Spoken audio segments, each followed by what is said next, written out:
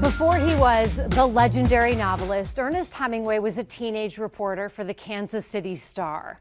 And that experience shaped the trajectory of his entire life. So joining us now is author Steve Paul to talk about his newest book, Hemingway at 18, the pivotal year that launched an American legend.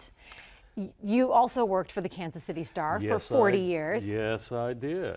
So that must be such an interesting endeavor to take on, writing about this year in which Ernest Hemingway lived here and worked for the Star. He was 17 or 18? He was 18 when he moved here from suburban Chicago. He had an uncle who lived in Kansas City and knew an editor at the Star, helped get him the job there when a lot of Star staff members were going off to the war. World War I was just, the Americans had just joined the war, and that was looming over Hemingway, but he didn't go to college.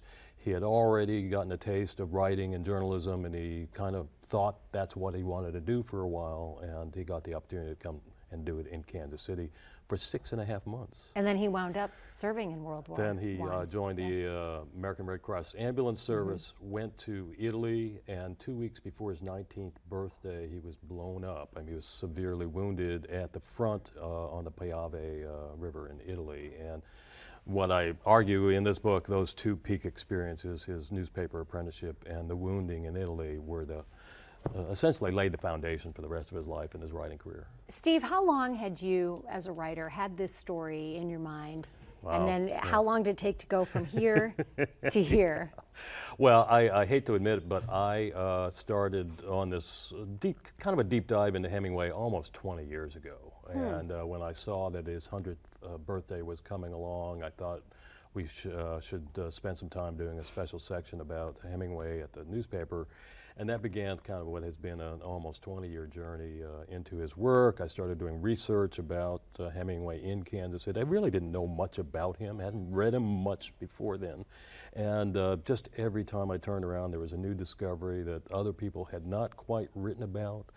And I started gathering material, go research in archives. I met a bunch of friends in the Hemingway world who were scholars, family members.